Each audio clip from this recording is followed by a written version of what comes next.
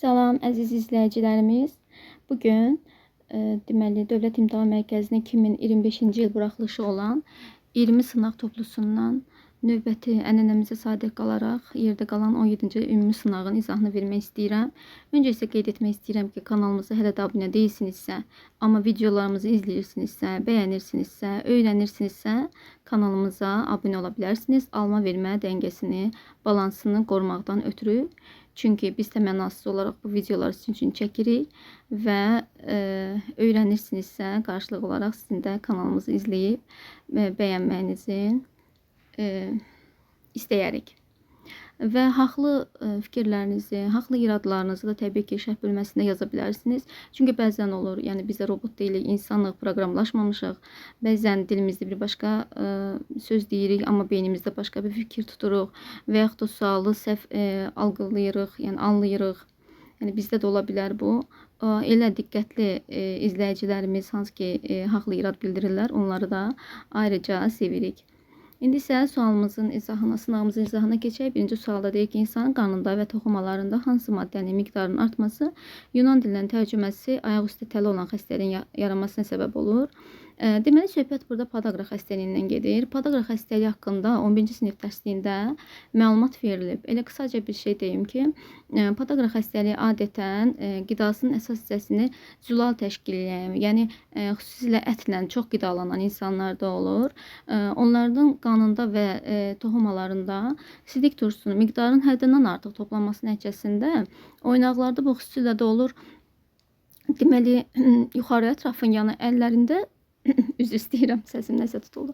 Əllərində ətraflar deməli sərbəst falanqalarında ola bilər, amma adətən ayaq deməli barmaqlarında, ayaq falanqalarında oynaqlarda şişkinlik, qızarıqlıq, iltihablanmaya səbəb gətirib çıxardır. Yəni orada duzun yığılması səbəbindən iltihablanmaya gətirib çıxardır və həmin insanlar həqiqətən çox ağrılı bir prosesdən keçirlər, dözülməz, yəni ağrılar olur. Təbii ki, müalicə ilə aradan götürülür, amma tamamilə götürülmür. Yenə də müəyyən müddət sonra qidalanmaya fikir vermədikdə, yəni xüsusilə də ətlə çox qidalandıqda belə deyim, yəni əsas hissəsini ətlə, təbii ki, insan ət qəbul etməlidir, zülal qəbul etməlidir. Amma hər gün dayanmadan yalnız ət qəbul etmək, yəni selluloza qəbul etməyib, yalnız ət qəbul edəndə, yəni balans pozulduğuna görə bu xəstəliklə daha çox üzləşirlər. Xüsusilə Azərbaycanda da deyərdim, geniş yayılıb və kişilər arasında daha geniş yayılıb. Deməli, bu xəstəliyi bunda qeyd edim ki, kral xəstəliyi, varlıların xəstəliyi deyirlər. Yəni, ətlə qidalanmanın səbəb olduğuna görə. Amma heç də düşünmürəm ki, hansısa bir kral və yaxud da varlı bir insan bu xəstəliyə yoluxmaq, tutulmaq istəsin. Çünki həqiqətən də ağrılı bir prosesdir, şahid olmuşam. Yəni, məndə olmayıb. Başqa bir insanlarda şahid olmuşam. Cavabımız sidik turşusudur. İkinci sualda may böcəyi, çay xərçəngi və bal arısı deyir. Bunların gözlərinin sayını nəzərə alaraq doğru nisbəti müəyyən edin. May böcəyində 2 ədəd mürəkkəb göz vardı başda. Çay xərçəngində 2 ədəd mürəkkəb fasetli göz vardır. Deməli, nə deməkdir bu? Çay xərçənginin gözləri həm də saplağı üzərində yerləşir. Bu görmə sahəsini daha çox artırır. Təsəvvürünü fırlanır da, yəni saplaq üzərində istədiyi formada önə, arxaya, sağa, sola fırlada bilir gözünü. Və fasetli göz nə deməkdir? Çoxlu sayda xırda gözcüklərdən ibarət deməkdir. Yəni o da elə bir sanki güzgü qırığı kimi, yəni güzgü bir neçə hissəyə parçalanıb, amma ayrılmayıb bir-birindən. Yəni bir neçə, bu da yəni görmə sayəsini artırmaqdan ötürü mükəmməl bir uyğunlaşma deyərdim. Bal arısında isə 2 ədəd mürəkkəb gözdən əlavə 3 ədəd də sadə göz vardır. Deməli, say nisbəti AB-yə bərabərdir və kiçikdir C-dən. Üçüncü sualda akasiya üçün doğrudur. Baxaq, tək iləkvar yarpağa malikdir. Bu doğru fikirdir, bəli. Yarpaqların şəklini dəyişə tikana çevrilib, bəli, bu da doğru fikirdir. Akasiyada yarpaq şəkil dəyişməsi tikanı vardır. Çiçək yanlığına əmələ gətirən struktur elementlərinin sayı 8-ə bərabərdir deyir. Bunun üçün çiçək düsturunu yazmalıyıq və yadımıza salıq. Akasiya hansı fəsliyə aid idi? Aid idi paxlalar fəsləsinə. Paxlalar fəsləsinin çiçək düsturu belədir. K5 və bitişidir bu arada. L5, deməli, çiçəklərin də 3-ü sərbəstdir, 2-si bitişidir. 2-si bitişib nə əmələ gətirirdi? Demişdik, qayıqcıq əmələ gətirirdi. Sonra erkəciklərdən 9, deməli, 10 dənə erkəcik var, 9-u bitişidir bunlardan. Biri isə sərbəstdir və dişicik də 1 ədəddir. və bizə deyir ki, çiçək yanlığını əmələ gətirin. Çiçək yanlığı da deməli kəsər yarpağın əlçəkdir. Toplamda 10 eləyir, amma bizə deyir 8-dir, deməli yanlışdır 3. Sonra 4-də deyir bir toxumlu quru meyvə əmələ gətirir. Quru meyvə əmələ gətirir, amma bir toxumu yox. Paxıllar fəsiləsinə aiddir və meyvəsi paxla meyvədir. Bu da çox toxumlu quru meyvədir. Yanlışdır. Deməli doğru olan fikirlər nə oldu? 1, 2 o da Y variantında. 4-cü sualda adətən gövdənin daxili qatında neçə qrup toxumaya rast gəlinir deyir. Deməli qabıqdan içəri doğru gedəndə olan hissədə neçə qrup toxuma var və bu arada qeyd edim qrup deyir. Bir var növ deyə, bir var qrup deyə. Məsələn, bir qrup, məsəl üçün belə deyim də, ehtiyat toxuması, deməli əsas toxuma məsəl üçün. Əsas toxumanın ki, əsas toxuma özü bir qrupdur, amma 2 növ var. Bir ehtiyat toplayıcı əsas toxuma, bir də fotosintez edici əsas toxuma. Sonra ötürücü toxuma özü bir qrupdur, amma 2 növ var. Bir demək flaima boruları, bir də su boruları, yəni ksilema boruları. Yəni belə qrup başqadır, növ başqadır. Yəni qrup daha böyük anlayışdır, növ isə daha yəni onun hissələri də daha kiçik anlayışdır, belə deyərdim. Bizə qrup soruşur və gövdənin daxili qatında deyir bu arada. Daxili qatında onda özəkdən başlayaq gedək qabığa qədər. Özəkdə nə var? Özəkdə əsas toxuma var və növü də ehtiyat toplayıcı toxumadır. Ehtiyat toplayıcı əsas, yəni qrupa baxanda əsas 1, əsas. İkinci, keçək oduncağa, yəni özəkdə bitdi artıq. Oduncaqda var, mexanik toxuma var bir. Yəni biz bilirik ki, oduncaqda liflər var, hansı ki, oduncaq lifləri onlar dik duran gövdəli bitkilərdə daha yaxşı inkişaf edib. Amma sərilən, sürünən gövdəsi olan bitkilərdə isə zəif inkişaf edib, elə ona görə də onların gövdəsi sərilir. Yəni mexanik toxuması yox da qaldıra bilmir özünü, dik qalxa bilmir. Sonra bir də var, oduncaqda həm də var ötürücü toxuma. Yəni 1-2 ksilema boruları oduncaqda yerləşir. Bundan başqa məsəl üçün ötürücü toxumanın bir başqa forması da var, flaima boruları var, amma biz nə deyirik? Qrup dediyimizə görə ötürücü toxuma deyirik və bu arada flaima boruları oduncaqda deyil, qabıqla kombin arasındadır. Və 4-cü qrup toxumamız da var. Bu da törəci toxumadır. Bu da incə dediyim kambidədir. Kambi bilirik ki, törəci toxumadan ibarətdir. Bölünərək bir tərəfdə oduncağa, bir tərəfdə də qabıq tərəfdə olan deməli qabığa, yəni flaimaya hüceyrələr verir. Və kombinin hüceyrələrin bölünməsi sayəsində 1-2 ilik halqalarda əmələ gəlir. Neçə qrup toxuma dedik? Deyirik 1, 2, 3, 4, 4 qrup. 5-ci sualda mən sualı izah verəndə sadəcə sualı deyim, cavabı verim, xoşlanmıram. İstəyirəm ətraflı verim, geniş izah verim ki, yəni qaranlıq qalan məqamlar olmasın. Düşünürəm ki, bu daha faydalı olur. Növbəti sual, gövdənin skeletini təşkil edən sümük növlərinin sayının azalma ardıcıllığına əsasən heyvanların düzgün sırasını müəyyən edin. Nə deyir? Onurğa sütunun sümükləri, qabırğalar və döş sümüyünün 3 müxtəlif növ sümük olduqlarını nəzərə alın. Gövdə skeletini təşkil edən deməli belə deyək də çayxanası balıqdır. Balıqlarda nə var bunlardan? Onurğa sütunu, yəni gövdə fəqərləri var, fəqərə var və bir də qabırğalar var. Sonra çöl göyərçinində onurğa sütunu da var. Yəni fəqərlərdə var, belə deyim. Qabırğalarda var. Hələ üstəlik döş qəfəsi də, döş sümüyü də var. Yəni döş qəfəsi əmələ gəldi ona görə. Qurbağada isə demək gövdə fəqərəsi var. Fəqərə var. Amma qabırğalar bunlarda yaxşı inkişaf etmədiyinə görə yəni onu götürmək istəmirəm və döş sümüyü də onlarda bilir ki, gövdəyə aid deyil. Deməli yuxarı ətrafının, yəni çiyin qurşağının sümüklərinə aiddir. Ona görə bir növ də burada qoyacağam və mənə deyir ki, azalma sarıcığı, yəni çoxdan aza getməliyəm. O zaman göyərçini birinci götürərəm, sonra balığı götürərəm, sonra da qurbağanı götürərəm. O da 2, 1, 3 elə A variantında verilmişdir. 6-cı sualda cədvəldə 4 müxtəlif qruplara aid olan bitkilərin xüsusiyyətləri göstərilmişdir. Nə deyir? Maylama prosesində bilavasitə iştirak edən qametlərin sayı, milkök sistemi və rəngdaşların olması. Nə deyir bizə? 2 dəfə təkrar bax. Ən cavan kök. Nə deyir bir dəqiqə? 4 müxtəlif qruplara aid olan bitkilərin xüsusiyyətləri göstərilib. Cədvələ əsasən hansı qrupa aid olan bitkilərdə ilk dəfə təkamül baxımından ən cavan kök hansında əmələ gəldi? Ən cavan kök, yəni bu bilir ki, əsas kökdür. Çünki kökün yaranma təkamülə baxanda bilir ki, 2 dəfə əlavə qələmliyi getdi.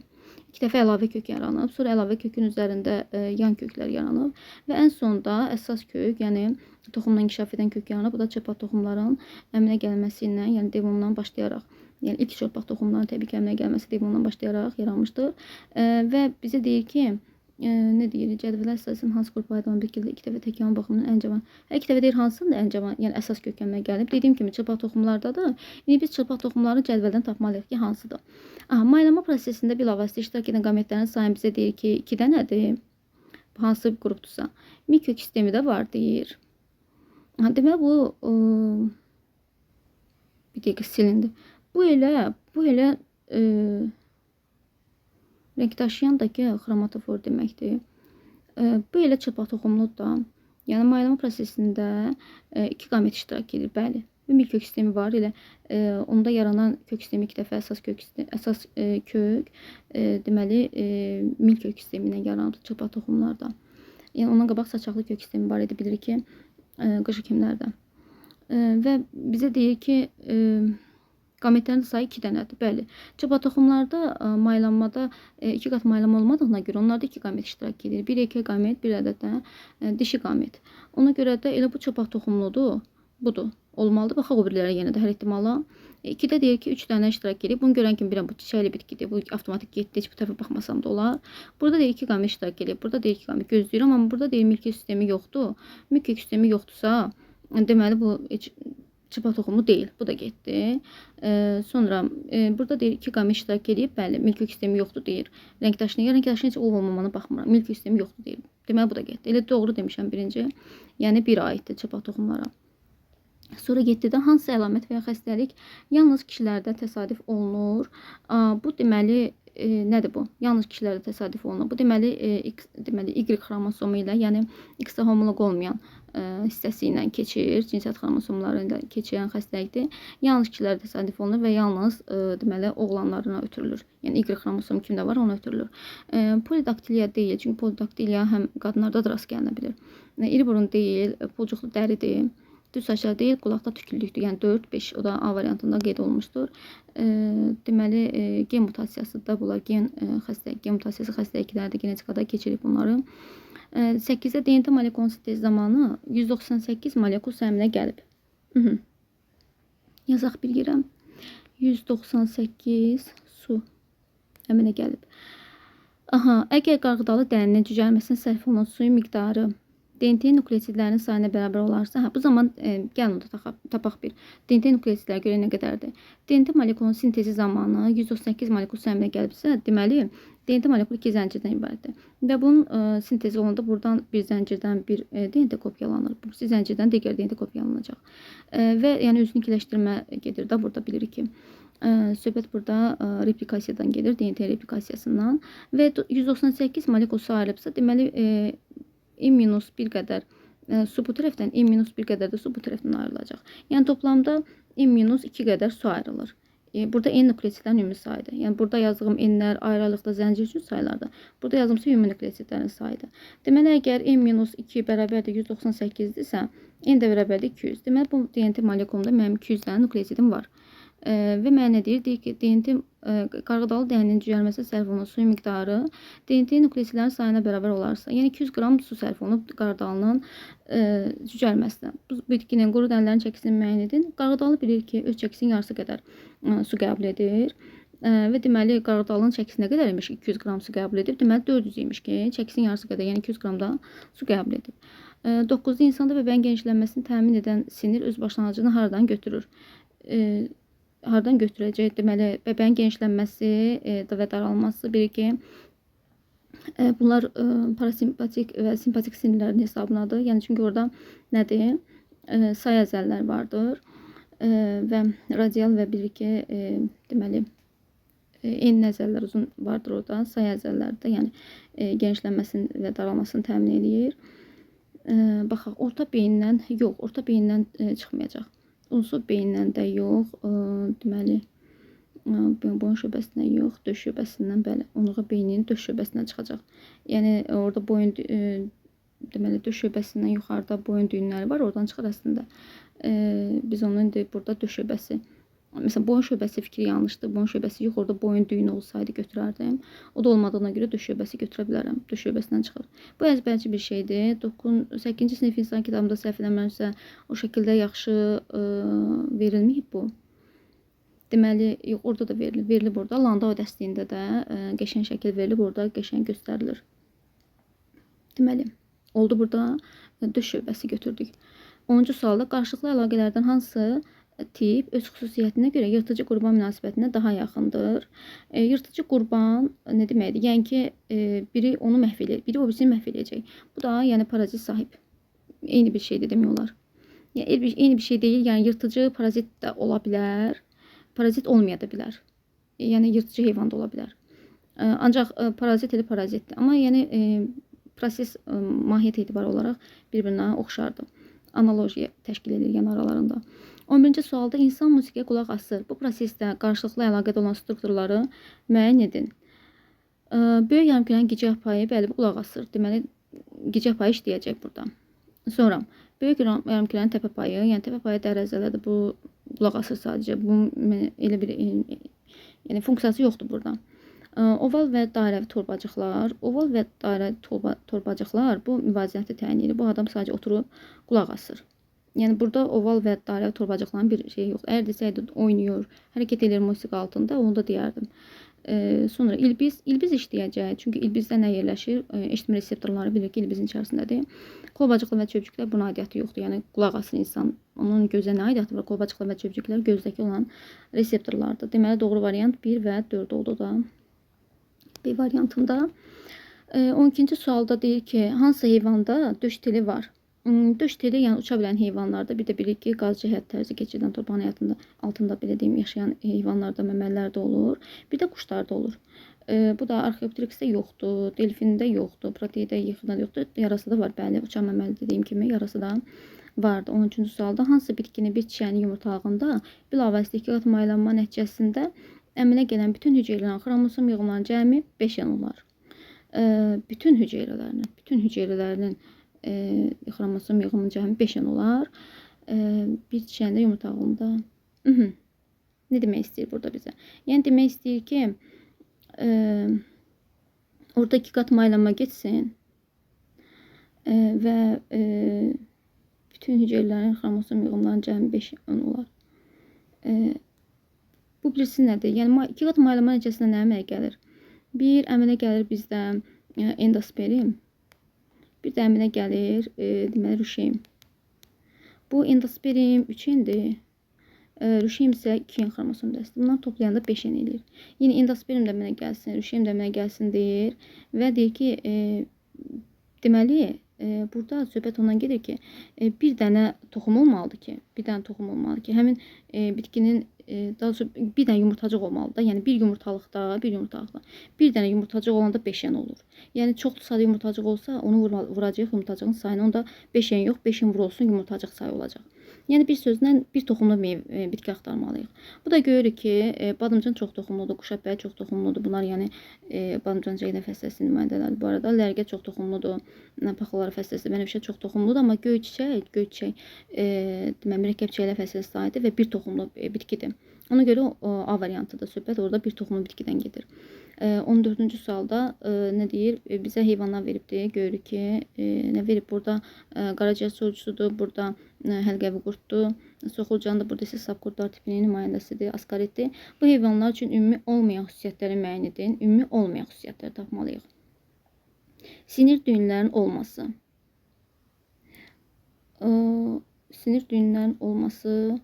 Sinir düyünlərinin olması ortaq xüsusiyyətdir. Hər üçündə var. Baxın, bunda da var. Qaraciyər sorucunda da sinir düyünü var.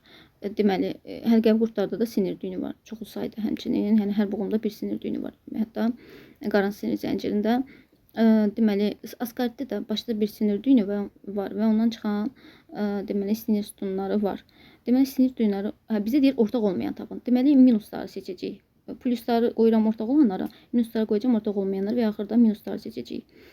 Deməli, sinir düyünlərinin olması ortaqdır getdi. İkinci, qida həzm kanalında 2 istiqamətdə hərəkət edir. Bu ortaq deyil. Bu yalnız deməli qaraciyər sorucusunun, yəni yassı qurtlar tipinin xüsusiyyətidir. Bu nə deməkdir? Yəni ki, anal dəliyi yoxdur da, getdiyi kimdə qayıdır. Amma askaritdə və bilirik ki, həlqəvi qurtlarda anal dəliyi olduğuna görə və ilk dəfə bilir ki, bu arada anal dəliyi askaritdə, yəni sap qurtlarda əmələ gəlmişdir və qidanın həzm kanalında istiqaməti bir istiqamətidir. Deməli 2 oldu. Sonra qan damar sisteminin olması. Qan damar sisteminin olması Bir dəqiqə, bu ortaq xüsusiyyət deyil. Bu ortaq xüsusiyyət yalnız deyil, çünki aiddir soxulcana. Yəni qan damar sistemi soxulcana aiddir. Çünki qaraciyər solcusu və subqurtlar tipi nümayəndələr parazitdirlər və onlar qan damar sistemindən, tənəffüs sistemindən məhrumdular. Ancaq ki, həlqəvi qurtlar qan damar sisteminə malikdir və hətta onu da deyərdim ilk dəfə qapalı qan damar sistemi də həlqəvi qurtlarda soxulcanda yaranmışdı. Yəni həlqəvi qurtlarda deyim, yaranmışdı, soxulcan deməyim. Sonra deməli 3 oldu, ortaq olmayan. Hə, 3-ü də götürürük, ortaq deyil. Sonra enli əzələlərin olması. Bəli, bunu da götürəcəm, ortaq deyil. Çünki bilirəm ki, enli əzələlər qaraciyər solcusu ilə həlqəvi qurtlarda var, amma askaritdə yalnız uzun əzələlərdir və ona görə də bədənini uzaldıb qısalda bilmir, yalnız dalğavari hərəkət etdirir və enləndirə bilir. Sonra 5-də uzun əzələlərin olması, uzun əzələlər hər üçündə var. Ona görə 5 ortaq xüsusiyyətdir. Deməli, nə oldu? Ortaq olmayan xüsusiyyət 2 oldu, 3 oldu, 4 oldu da. A variantı inşallah ki, düzgün, yəni düzgün qeyd etdim, izah verdim. Sadəcə axırda da düzgün seçmiş olaram. Baxım, yenə təkrar 2-ni dedim, ortaq olmayan 3-ü dedim, 4 dedim, hə, düzgündür. 15-ci sual, insanda neçə növ sümük bilavasitə çanaq sümüyü ilə birləşməminə gətirir? Çanaq sümüyü ilə bilavasitə birləşməminə gətirəcək, deməli, çanaq sümüyü. Sümüyü deyil, bir dənə sümüyü nəzərdə tutulur. Bir öz əmələ gətirəcək, yəni bu çanaqda da tutalım ki, bir çanaqdır. Bir bu tərəfdən bir çanaqla əmələ gətirəcək, bir aşağıdan but sümüyü ilə əmələ gətirəcək birləşmə. Bir də arxa tərəfdən də onurğa sütununun oma şöbəsinə birləşməyə gətirəcək. Neçə növ dediyinə, nə deyir? Neçə növ dediyinə görə 3 növ götürürəm. Bu da A variantında verilmişdir. 16-cı sual, normal halda toxumalarında 4 qram xolesterin olan sintez olunduğu müddət ərzində insana minimum nə qədər C vitamini zəruridir? Deməli, toxumalarda biz bilirik ki, xolesterin elə bir maddədir ki, yəni o insan həm xaricdən qəbul edir, həm də bizim qaraciyərimizdə xolesterin sintez olunur. Və xolesterin qaraciyərimizdə deməli, gündə 1 qram sintez olunur. O da 4 qram deyirsə, 4 qram 4 günə bərabərdir. 4 sutka, belə deyim, 4 gün və yaxud da. Və deyir ki, bu 4 gündə insanın minimum nə qədər C vitamini zəruridir. Minimum C vitamini 50 milliqramdır. Maksimum 150 olmalıdır, yoxsa 100 olmalıdır. 150 olmalıdır səhvlərimizdə, yoxsa 100'dür. Burasını unutdum biraz. Deməli, minimum deyirik, yaxşı minimum yadımda saxlamışam. Minimum 50 qramdır. 4 gündə də 4/50, 200 qram, milliqram daha doğrusu eləyəcəkdir. Sonra 17-ci sualda Eylervin diaqramına uyğun bəndləri müəyyən edən sperm ilə spermatozoidin oxşar və fərqli xüsusiyyətini soruşur. Deməli, bir də proterozoy erasında yaranmışdı deyir. Bu proterozoy erasında yaranmışdı deyir. Bu aiddir spermatozoida. Bunu da qeyd edim ki, deməli, spermatozoid nə deməkdir, sperm nə deməkdir? Spermatozoid qamçısı olan, hərəkət edə bilən cinsiyyət hüceyrəsidir bitkilərdə. Bu söhbət bitkilərdən gedir, yəni burada fərqləndirdiklərinə görə belə başa düşdüm. Sperm isə deməli qamçıları olmayan örtülü toxumlarda və çırpaq toxumlarda rast gəlinən bir erkək cinsiyyət hüceyrəsidir. İndi baxaq, 2-də deyir paleozoy erasında yaranıb. Bu spermidir. Yəni paleozoyun devon dövründə bilirik ki, yaranıbdır çırpaq toxumlarda. 2-ni buraya yazırıq. Sonra 3-də xromosom müxtəlifinin sayı orqanizmin haploid xromosom yığına malik olur. Bu hər üçünə aiddir. Yəni daha doğrusu hər ikisinə aiddir. Yəni 3 hər ikisinə aid xüsusiyyətdir. Orqanizmin haploid xromosom yığına sahibdir. Yəni eynidirlər. Yəni xromosom sayıları, cinsiyyət hüceyrəsi daha da üstünə. Cinsi çoxalmada iştirak edir. Bəli, cinsi çoxalmada iştirak edir. Bayaqdan onu danışırıq. Ən qədim hərəkət orqanoidinə sahibdir. Bayaq dedim. Yəni qamçıya sahibdir spermatozoid. Nə oldu? 1-ə oldu 2, 2-yə oldu 1-5. 1-ə oldu 2, 2-yə oldu 1-5, 3-ü deməli, bu da B variantında verilmişdir. 18-ci sualda hansı alim balıqların seleksiyası ilə məşğul olmuşdur? Söhbət burada balıqların seleksiyasına məşğul olan, deməli, elə Kirpiçnikov A variantı verilib. Mən də onu başqa variantda axtarıram. Deməli, Kirpiçnikov balıqların seleksiyasına məşğul oldu. İvanov məməllərin seleksiyasına məşğul oldu. Lusisdə, deməli, bu da məməllərin seleksiyasına məşğul olub. Stavoid, deməli, günə baxan mürəkkəb çiçəklərində belə deyim, seleksiyasını Astarovsiya tütbək qurdunu almışdım. O da heyvanların seleksiyasına məşğul olubdur. Yəni, onurğası heyvanların belə düşə bilər. 19-da Mendel irsən ötürülmənin qanunluğunu kəşf edən zaman istifadə etdiyi bitkinin tozlanma üsulundan malik olan bitkiləri müəyyən edin. Mendel, deməli, hansı tozlanma üsullarını istifadə etmişdi? Bir, istifadə etmişdi öz-özünə tozlanmadan. Sonrası istifadə etmişdi çarpaz tozlanmadan. Bizə nə deyir? Deyir ki, Yəni bu ikisi olsun da hər ikisi. Həm öz-özünə tozlanma, həm də çarpaz tozlanma olsun. Çovda qarğıdalı getdi. Burada yalnız çarpazdır. Buğda qarğıdalı. Burada buğda deməli öz-özünədir. Qarğıdalı çarpaz gedir, amma deməli necə ki çarpaz gedir. Bir dəqiqə, məndən siz nə soruşur? Məndən soruşur ki, kəşf edildiyi zaman istifadə etdiyi bitkinin tozlanma üsulunu. Həmin bitki noxud bitkisidir. Noxud bitkisindən istifadə edir. Söhbət bundan gedir. Noxud bitkisinin tozlanma üsulunun kimi olan bitkini soruşur məndən. Demir, yəni Mendelin istifadə etdiyi tozlanma üsulunu demir. Deyir, həmin bitkinin tozlanma üsulunu hansındansa onları tap. Noxud bitkisi, yəni paxılları fəsiləsinə aiddir və öz-özünə tozlanır. Deməli, öz-özünə tozlananı axtaracağam mən. Deməli, təzədən qayıdırıq. Çovda qarğıdalı getdi, hər ikisi çarpazdır. Buğda qarğıdalı getdi, buğda öz-özünədir, qarğıdalı çarpazdır. Vərmi qovaq getdi, yəni burada çarpaz tozlanı var və deməli qovaq. Çovda burada çarpaz tozlanı getdi, amma lobya, buğdaya baxın, hər ikisi öz-özünə tozlanan bitkilərdir. Elə bunu soruşur bizdən. 20-də insanın həzm kanalına verilən şöbələrində qidanın hərəkətinin düzgün arıcılığını müəyyən edin. Deməli, düzgün arıcılığını müəyyən edin deyir. Aha. Baxaq, çəmbər bağırsaq, köl bağırsaq, acı bağırsaq, 12 barmaq bağırsaq. Yəni arıcılığı deməkdə. Birinci 12 barmaq bağırsaq düşürmədən sonra qida, yəni bu 1 olmalıdır. Sonra gəlir 12 barmaq acı bağırsaq, sonra gəlir qalça bağırsaq, yəni naci bağırsağın şöbələridir. 12 barmaq bağırsaqdan sonra gəlir acı bağırsaq, yəni bu ikinci gəlməlidir. Sonra gəlməlidir artıq deməli köl bağırsağa, sonra gəlməlidir çəmbər bağırsağa. Bəli, bu da 4. Sonra isə düz bağırsaq olacaq və xarici olacaq. Deməli, necə oldu? 1, 2, 3, 4, 5 işarələdim. Deməli, belə deyim də. 4, sonra 2, yox, 4, 3, 4, 3, 2, 1. 4, 3, 2, 1, yəni geri gedir hər birisində. O da A variantında. Dəqiq düz baxalım. 4, 3, 2, 1. Düz baxmışam. A variantında. Belə gedir. Deməli, 21. Meyvə kök gövdə yumrusundan nə ilə fərqlənir?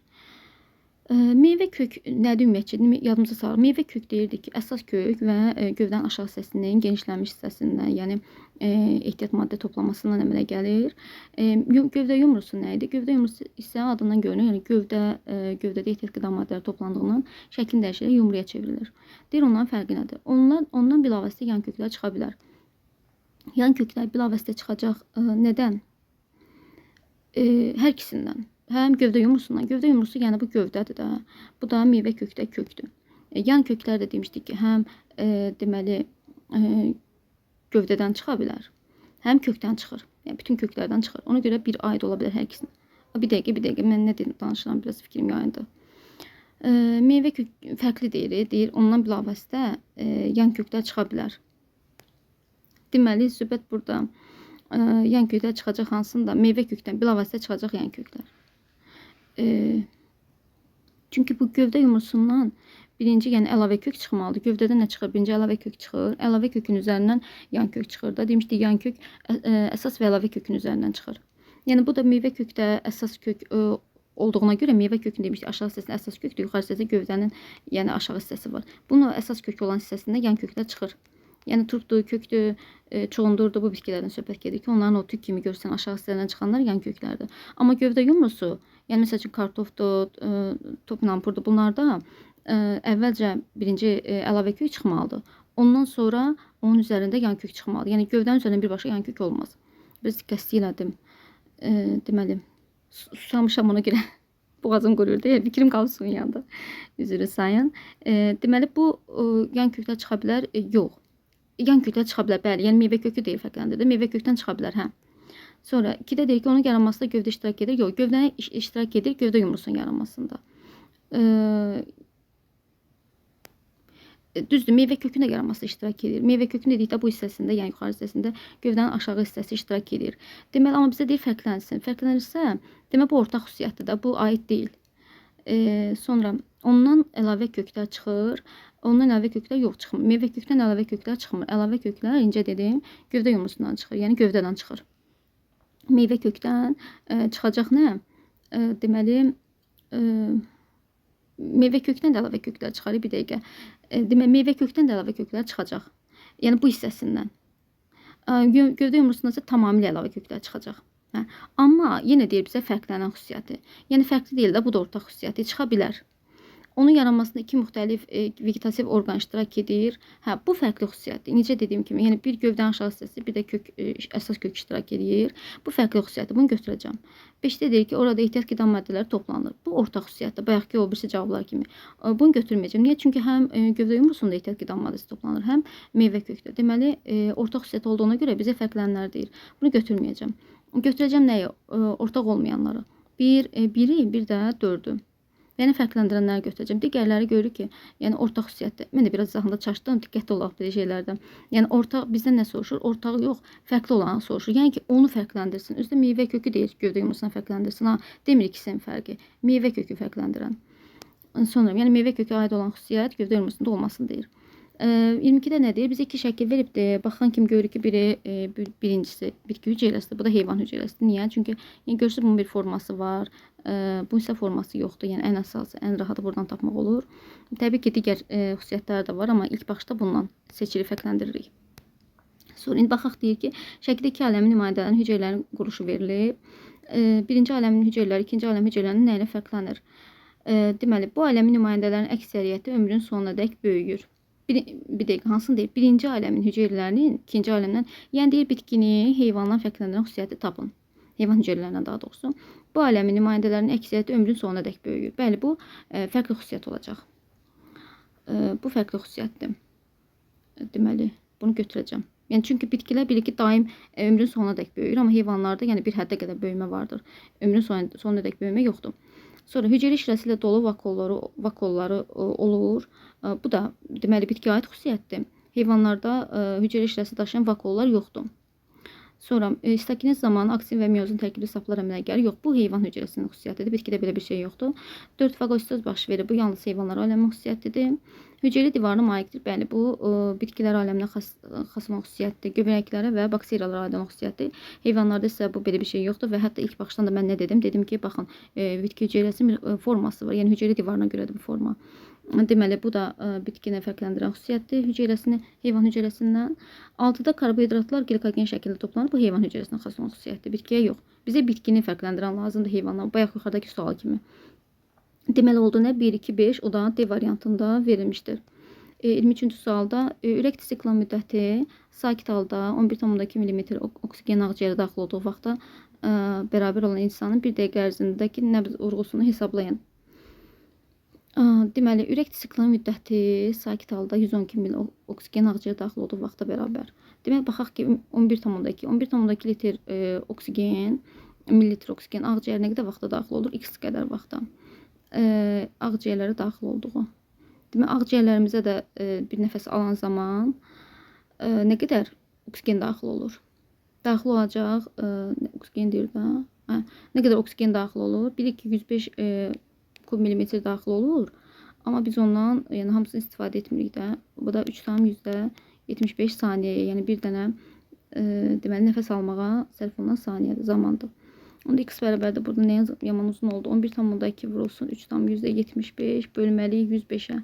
Buna mənə kalkulyator lazımdır indi. Kalkulyatorla hesablayayım bunu. Deməli, bunu tapdım ki, kalkulyatorla böldüm təbii ki, 0,4 tapdım. İndi nə deyir? Mən tapdım ki, bu 0,4 saniyə ərzində baş verib. Deməli, buranı pozum yazıram. Bu deməli, mən lazım olan vaxtım 0,4 saniyədir. Mənə deyir ki, indi bu saniyədə bərabər olan insan, saniyəyə bərabər olan, bu saniyədə insan bir dəqiqə ərzindəki nəbz vurğusunu hesablayın. Bir dəqiqə ərzindəki nəbz vurğusunu hesablayın. Bir dəqiqə başa düşmədim. Daxil olduğu vaxtda bərabər olan. Yəni 0,4 saniyə bərabər olan bir vaxtda bir dəqiqə ərzindəki nəbz vurğusunu hesablayın deyir. Bunun üçün mən nə etməliyəm? Bir dəqiqəni çevirməliyəm saniyəyə. Bir dəqiqə bərabərdir bilir ki 60 saniyədir. Və mənə deyir ki, yəni 60 saniyədə neçə dənə nəbz vurğusu olar və 0,4 olarsa həmin saniyə, həmin vaxt.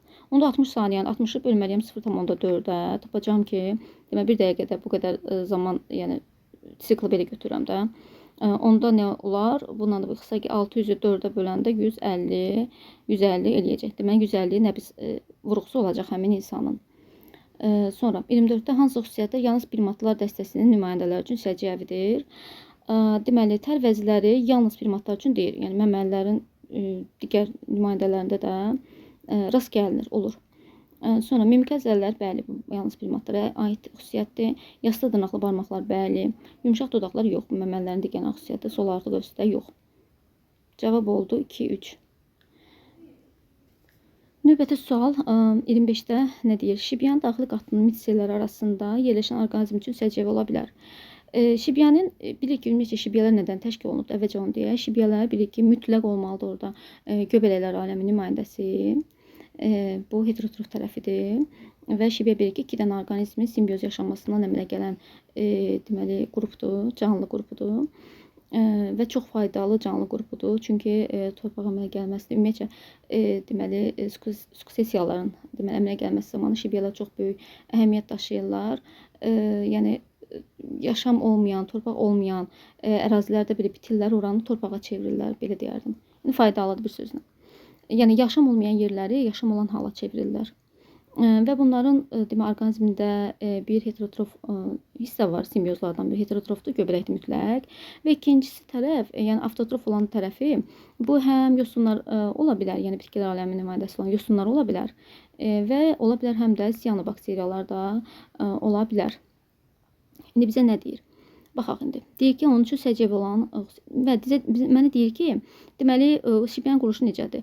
Üstdə göbələkdir, aşağı qatda da göbələkdir. Ortada göbələk mitselləri arasında xlorofil daşıyan canlılardır. Yəni ya yosunlardır, ya da siyanobakteriyalardır bu arada. Baxaq, tərkibində və bizə deyir ki, sualı tam oxumuram. Daxili qatının mitselləri arasında yerləşən orqanizm üçün səciyyəvi ola bilər. Yəni ya yosun, ya da ki, siyanobakteriyalara aid olan xüsusiyyəti soruşur məndən. Tərkibində maqnezium olan maddəsi olur. Bu doğrudur. Çünki bilirik ki, xlorofilin əsas tərkib hissəsi maqneziumdur. Düzdür, maqneziumun yaranması üçün ferrumun olması mütləqdir. Ferrum, yəni dəmir orada yoxdur, amma maqneziumun yaranmasını tətikləyir, belə deyərdim türklər demişkən. Yəni amma xlorofilin əsas tərkib hissəsi maqnezium elementidir. Deməli, heterotrofdurlar? Yox. Bu heterotrof olan dedim, şibyanın kənarlarıdır və mitsellərə aiddir. Ortada var ya, heterotrofluq var. Məsələn, mitsellər var, amma kənarda deməli ortada yəni olan o orqanizm üçün deyir də, yəni yaşıl xlorofil olan canlı üçün deyir, onu heterotrof götürmürəm, avtotrof götürürəm onu. Hüceyrə divarında xitin olur deyir 3-də. Yox, hüceyrə divarında xitin olan 1-2 göbələklərdir və bu da bayaq dediyimdə, yəni digər hissədə orta deyil. Produsentdir, bəli, produsentdir, avtotrofda axı. Hüceyrəsində xloroplast olur, xloroplast olmur. Yəni ya nə yosun, ya nə siyanobakteriyadır, xloroplast yoxdur. Xloroplast bilir ki, xlorofil daşıyan hüceyrə orqanoididir, hansı ki, fotosintezi həyata keçirilir və ali bitkilərdə olur bu. Xloroplastlar yəni belə ibtidailərdə və yaxud da bakteriyalarda olmur. Onlarda məsələn xromatofor ola bilər. Deməli, burada oldu bizdə nə? Oldu 1-4. 1-4 doğru fikir oldu. Növbəti sual, tez-tez deyək, vaxtımız çox gedir. Louis Pasteur'in xidmətlərinə aiddir deyir. Seçməliyim. Müasir mikrobiologiyanın banisidir. Bunlar əzbər yerlərdir. Bəli, müasir mikrobiologiyanın banisidir deyirik. Həmçinin immunologiyanın banisidir. Quduzluğa qarşı vaksin icad etmişdir. Bəli. Təbii çiçəyə qarşı peyvənd icad etmişdir. Yox, bu Pasteur icad etməmişdir. Ekologiya terminini gətirmişdir. Yox, Pasteur'in fikri deyil. Müasir dövrdə həyatın öz-özünə yaranmasının qeyri-mümkün olmasını sübut etmişdir. Deməli, Pasteur belə bir təcrübə aparmışdır, bəli, və qeyri-mümkün, yəni ki, öz-özünə yaranma spontan nəzəriyyəni yəni təqzib etmişdir. Sonra təbii yaradılış tarixinin, yox, bunun da müəllifi Pasteur deyil. Deməli, nə oldu? 1, 2, nə oldu? 1, 2, 5 oldu. 27-ci sualda uyğunluğu müəyyən edin. Coğrafi növ əmələ gəlmə və ekoloji növ əmələ gəlmənin qarşısına uyğun olanları yazmalıyıq. Deməli, coğrafi növ əmələ gəlməyə arıquşunun 5 növü bu forma ilə yaranıb. Bu deməli ekoloji növ əmələ gəlməyə aiddir. 2-nin qarşısına yazaq. A. Arealın genişlənməsi populyasiyaların sayının artmasına səbəb olur. Bəli, bu coğrafi növ əmələ gəlmədir. Yəni coğrafi növ əmələ gəlmə bilirik ki, 2 formada olur. Bir arealın genişlənməsi, bir də arealın hissələrə parçalanması. Amma ekoloji növ əmələ gəlmədə arealın deməli arealda dəyişiklik olmurdu. Orada populyasiyalarda dəyişiklik olurdu. Yəni populyasiyaların arealda paylanmasında dəyişiklik olurdu. Ona görə növ əmələ gəlmə baş verirdi. Yəni müəyyən müddətdən sonra təcriddə yaranırdı və nəhayətində növ əmələ gəlirdi. Yəni ilk başlardan həmən növ əmələ gəlmirdi təbii ki. Uzun illər yəni çəkən bir prosesdir bu. Deməli C. Dar qarışımı bu forma ilə yaranıb. Bu coğrafi növ əmələ gəlməyə aiddir. Dilimdə dolaşdı. Sonra növün populyasiyaları öz areala daxilində qalır. Bu dediyim kimi ekoloji növ əmələ gəlməyə. Növ əmələ gəlmə prosesləri müasir dövrdə davam etmir. Yəni niyə davam etmir ki? Edir təbii ki. Yəni o gözlə görülən bir şey deyil ki, uzun müddət illər ərzində baş verir. Təbii ki, yeni növlər əmələ gəlir, gəlməkdə də davam edir. Deməli oldu 1-ə B2 AD. 28-ci sualda bizə situasiya verib, deyir ki, uzun müddət intensiv günəş şüalarının təsirinə məruz qalan insanda gün vurma və dəri yanığı müşahidə edilir. Adətən bu zaman dərinin yalnız üst qatı yanıqlara məruz qalaraq zədələnir. Bəli. Nə deyir? Dərinin zədələnmiş hissəsi hansı toxuma qrupuna aid edilir və öz başlanğıcı hansı rüşeyin vərəqindən götürüb? Söhbət burada epitel toxumasından gedir, yəni epidermisdir.